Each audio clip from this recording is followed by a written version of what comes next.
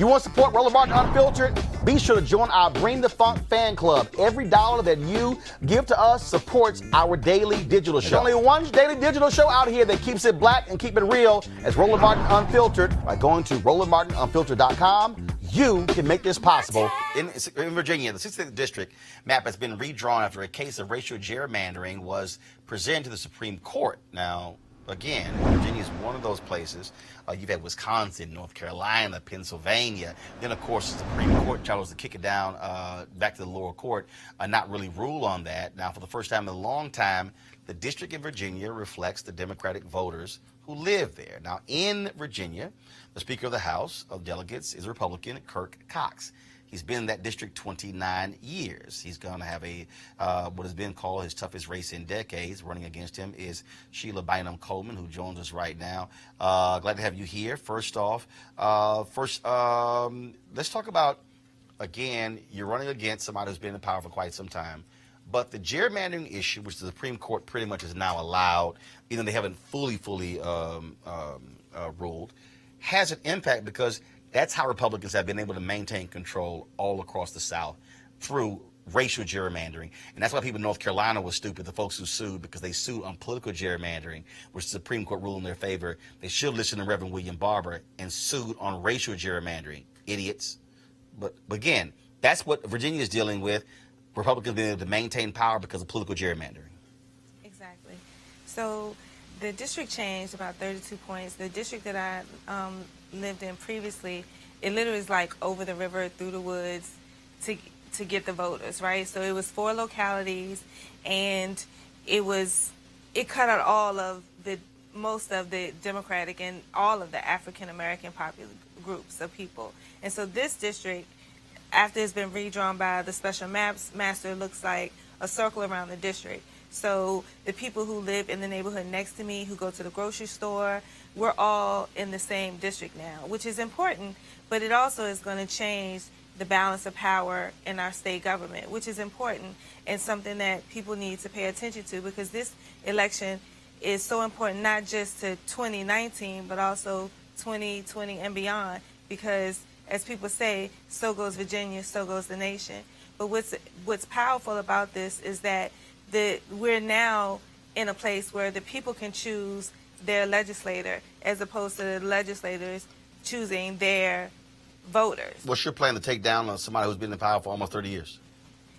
I'm out in the community going door to door from all day long, and I'm talking to the people in the community. I'm doing everything I can to raise awareness.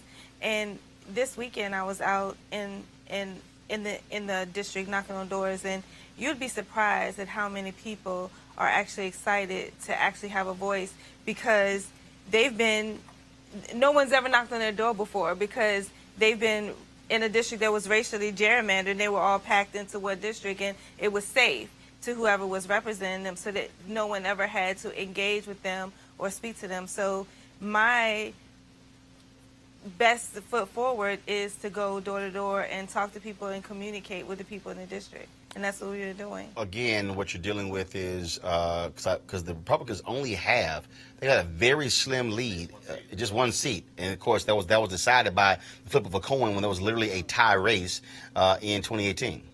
2017. 2017. Yes. And, we have a record number of people running, and we also have a lot of minorities that are running, not just for the state, but locally. So, we're starting to move things forward in Virginia. People are starting to wake up, pay attention, get involved. And so it's very important to our nation as a whole that we no longer have a state that's racially gerrymandered, where we're packing black people into a few districts and diluting their voice. So we're working really hard to engage with our community, and I can tell you, Martin, that it's been so exciting and so inspiring. And one thing that I think that our lawmakers are missing is that because he's been in a district where it's been safe for him, he hasn't had to deal with the issues and talk about policy. And when the governor called for a special session and our lawmakers decided not to do anything, the Speaker of the House was the one in control of that.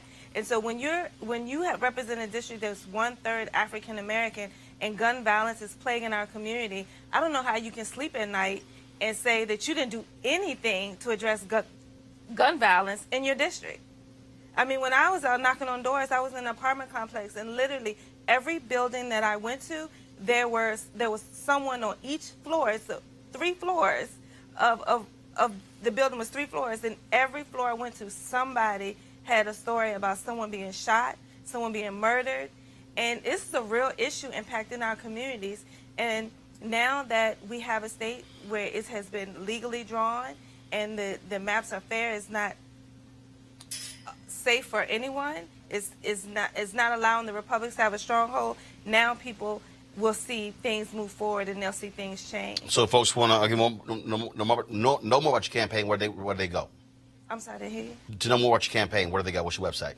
Oh, www.SheilaForDelegate.com. All right, then. Well, Sheila Bynum-Coleman, we appreciate it. Thanks a bunch, and good luck. Thank you. All right, folks. Back to our Roland Martin Unfiltered video in just one moment. All right, folks. MarijuanaStock.org has another great investment opportunity. If you were lucky enough to invest in their last crowdfunding campaign, you know they raised a bunch of money in just a few months investing in legal marijuana farms. Those initial investors now own shares of a publicly traded company. Last time, of course, many of you missed it. Now you have a second opportunity.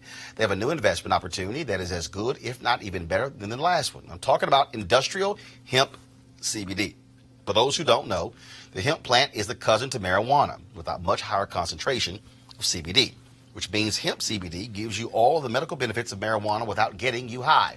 Until recently, hemp farming was practically illegal in the U.S. and heavily regulated by the DEA. However, the 2018 Farm Bill changed all of that, making it legal to grow hemp CBD in the U.S. and creating one of the largest commodities worldwide. They need land to grow all of their plants, which makes for an incredible investment opportunity. And that's where our good friends at 420 Real Estate come in. Their business model is simple. They buy land that supports hemp CBD grow operations and lease it to licensed, high-paying tenants. That's right, they are hemp CBD landlords. And you can get in on the action by investing in this crowdfunding campaign for as little as $200 up to $10,000. Like I said, you don't want to miss out on the opportunity. To invest, go to marijuanastock.org. That's marijuanastock.org. Get in the game and get in the game now. Now back to your Roland Martin Unfiltered video.